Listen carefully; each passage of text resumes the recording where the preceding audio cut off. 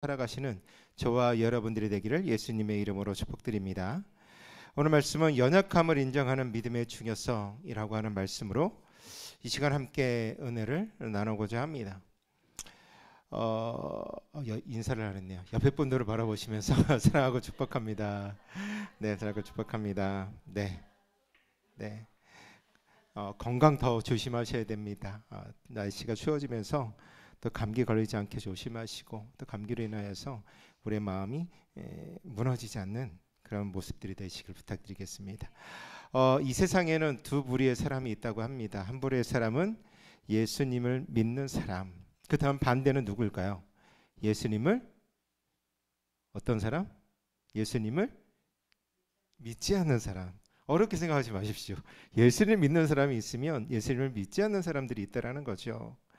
그렇다면 이 두 부류의 사람들의 모습 속에는 또 어떤 것들을 경험하게 되냐면, 어떤 이들은, 즉 예수님을 온전히 믿는 이들은 그 믿음으로 인하여서 치유와 회복을 경험하게 되어지고, 반대로 예수님을 믿지 않는 사람들은 자신의 불신과 교만으로 그 예수님께서 주시는 그 치유와 회복, 그 기적을 경험하지 못하게 되어집니다.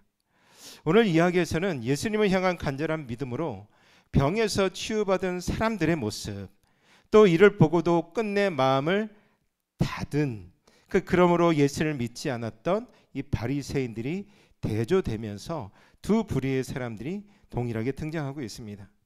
이 이야기에서 우리는 예수님의 능력을 경험하기 위하여서 우리가 어떠한 모습을 가져야 되는지를 우리가 이 말씀을 통해서 함께 보기를 원하고, 그리고 그 믿음의 힘이 얼마나 큰지를 오늘 말씀을 통하여서 분명하게 경험할 수 있게 되어지는 거죠.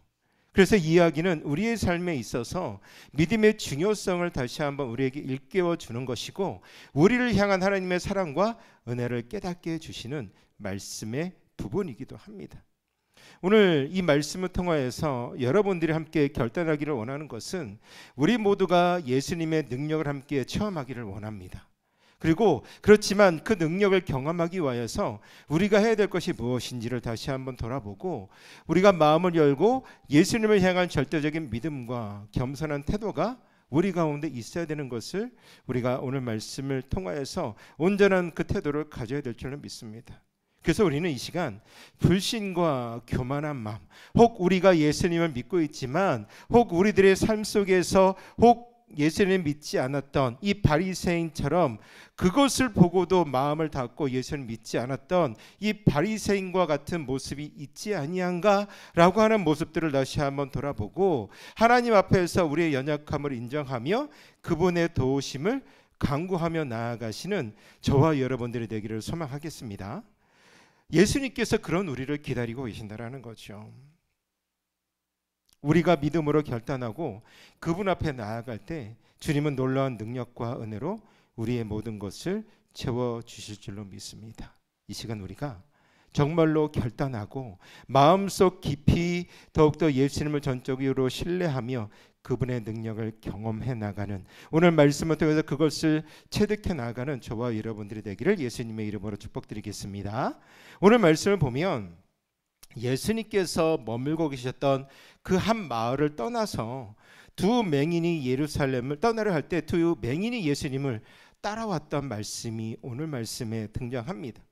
그들은 절박한 심정으로 예수님 앞에 소리를 치면서 예수님을 향하여서 다윗의 자손 예수여 라고 불렀고, 자신들을 불쌍히 여겨달라라고 간구하였습니다.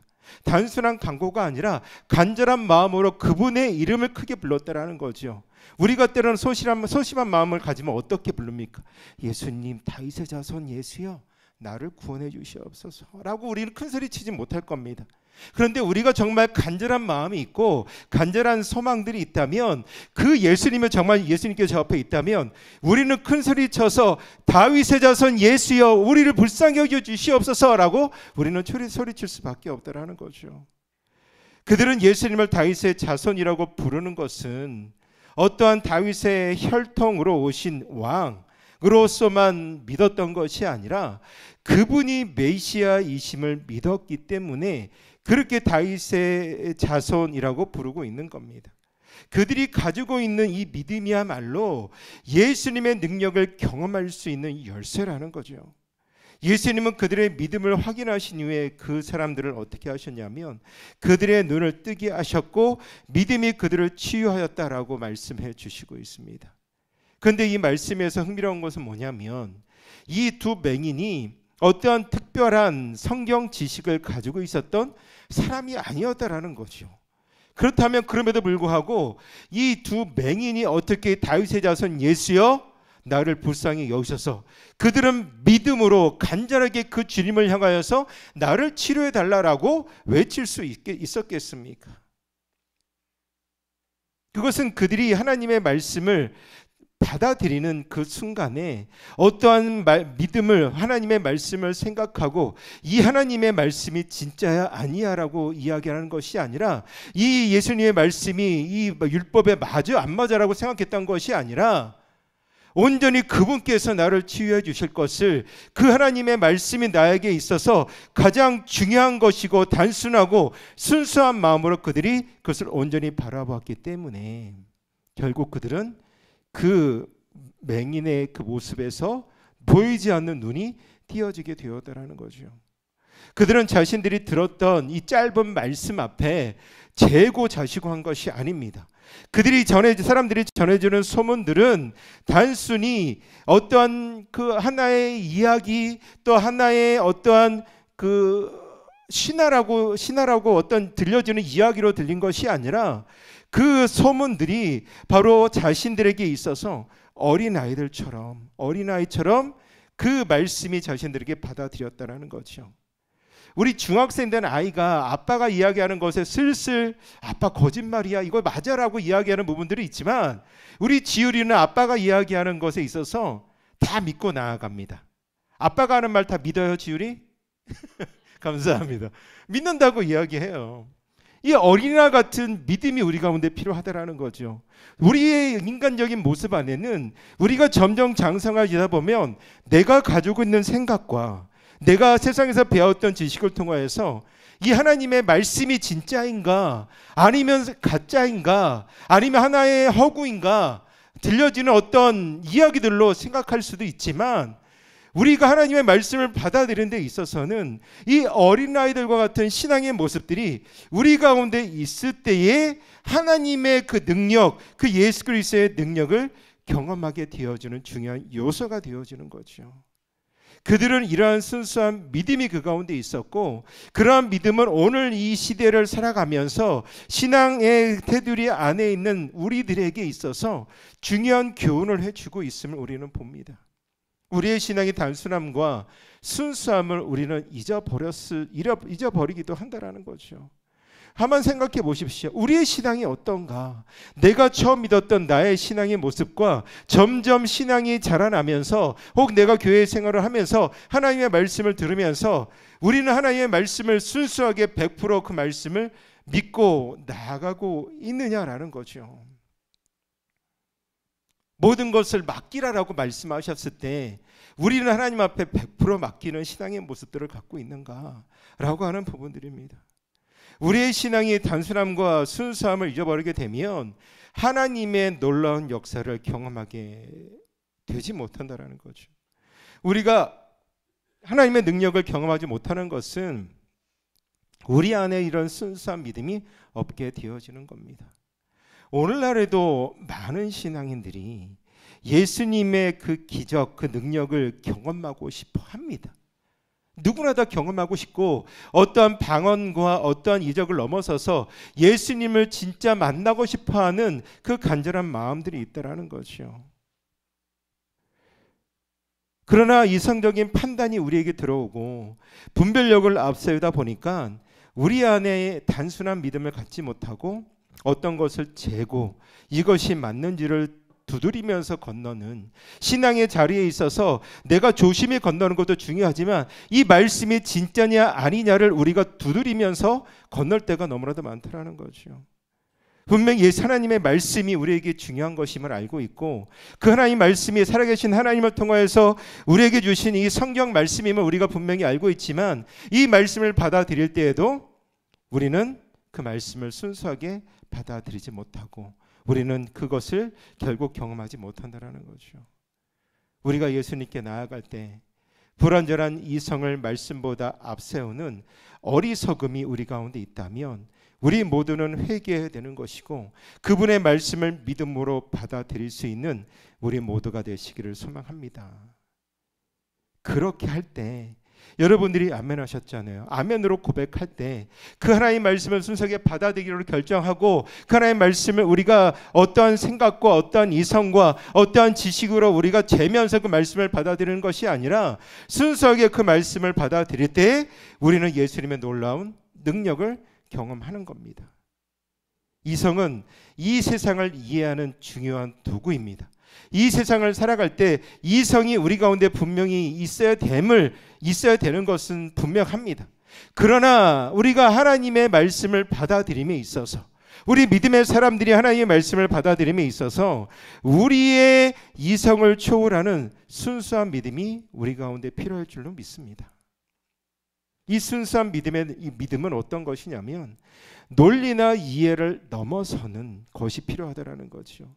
아까도 얘기했던 것처럼 어린아이가 부모의 말을 신뢰하듯 우리가 하나님의 말씀을 전적으로 신뢰할 수 있는 것. 하나님이 어떠한 능력과 어떠한 권능으로 우리에게 말씀하여 주시는 것뿐만이 아니라 우리가 하나님이 그 어떤 사람을 통하여서 우리에게 말씀하여 주실 때 그것이 하나님의 뜻이고 하나님의 말씀을 우리가 분별한다면 그것이 하나님의 음성이라고 우리가 생각되어진다면 그것 앞에 우리는 믿음으로 순종할 수 있어야 되는 것이죠. 세상으로 이해될 수는 없을 겁니다. 하나님의 말씀이 어떻게 이해되겠습니까? 하나님이 여전히 살아계시고 그분의 유일한 신이시고 우리를 이 세상을 운행하시고 이 세상을 다스리시는 분, 그것을 세상 사람들이 이해할 수 있겠습니까? 세상으로는 이해되지 않는다 할지라도 그 살아계신 하나님의 말씀을 우리가 받아들고 그분의 뜻을 신뢰할 때 우리는 참된 신앙의 경지에 도달하는 것이죠. 이 믿음이 우리를 예수님의 능력으로 인도하는 것이고 그분의 놀라운 역사를 체험하게 할 줄로 믿습니다. 우리의 이성이 때로는 의심을 불러올 수 있지만 우리가 그 의심까지도 내려놓아야 된다는 거죠. 우리가 그 의심까지도 내려놓을 때 하나님의 말씀을 우리가 받아들일 수 있을 것이고 그 하나님을 말씀을 온전히 받아들일 때 우리는 참된 믿음의 여정이 그때와 비로소 시작되어지는 겁니다.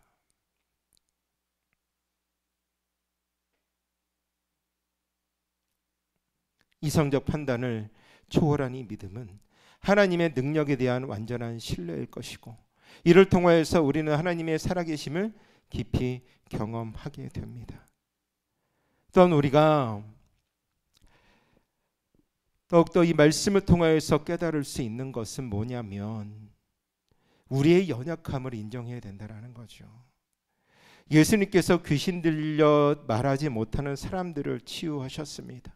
그는 예수님을 통하여서 악한 영의 세력에서 해방되었고 하나님의 나라가 임하는 것을 자신의 삶을 통하여서 경험합니다. 이렇게 자신의 영적 어두움과 연약함을 자각하고 예수님께 나오는 모든 사람은 누구나 다 예수님의 치유하심을 경험하게 될 줄로 믿습니다. 우리의 아픔이 있으십니까? 우리의 어두운 면이 있으십니까? 내가 해결되지 않는 부분들이 있으십니까? 우리가 그럴 때 우리의 연약함을 내려놓고 주님 앞에 모든 것을 내려놓을 때에 자각하고 주님 앞에 나아온다면 주님의 치유하심을 저와 여러분들이 분명하게 경험하게 될 줄로 믿습니다. 우리가 그분 앞에 연약함을 인정하고 그분의 능력을 구할 때 우리는 회복되어지는 거죠. 연약함을 인정한다고 해서 저 사람은 참 연약해라고 주님께서 말씀하시지 않으신다라는 거죠.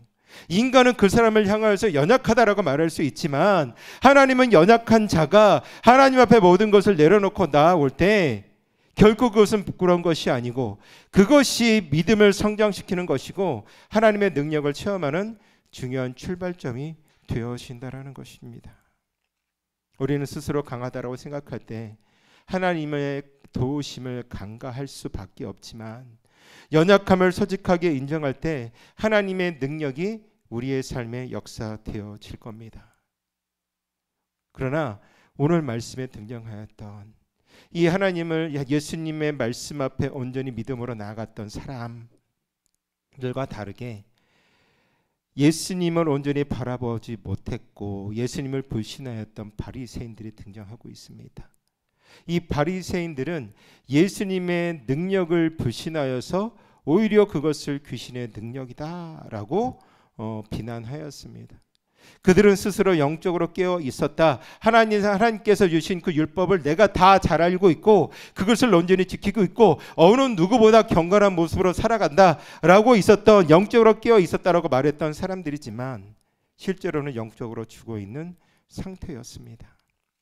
그들은 다른 사람들을 가르치고 이끌어야 될 위치에 있었지만 오히려 교만과 자만함으로 인하여서 그들의 모습은 맹인, 단순한 맹인이 아니라 겉으로 못 보는 사람이 아니라 영적인 것을 보지 못하는 영적 맹인이 되고 말았습니다. 예수님의 능력을 경험하려고 하는 그 갈망은 사회적 지위나 역할과는 상관이 없습니다.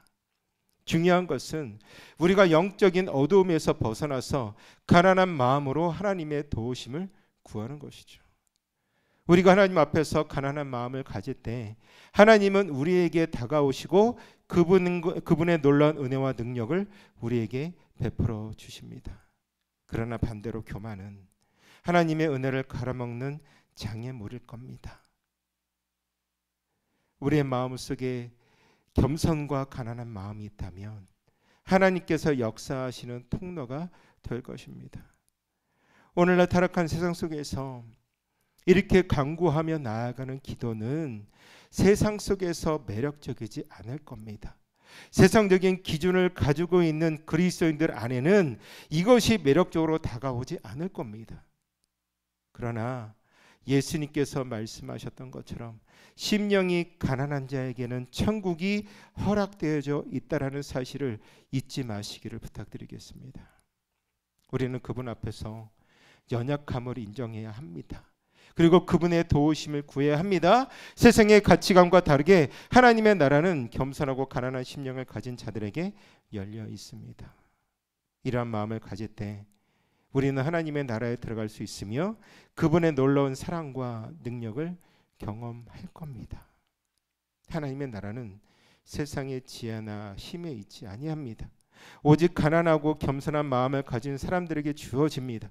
이러한 진리를 깨닫고 우리의 삶 속에 적용할 때 우리는 진정한 하나님의 나라와 그 하나님의 나라 안에서 경험하게 될 기쁨과 평안을 이 땅 가운데에서 누리게 될 것입니다.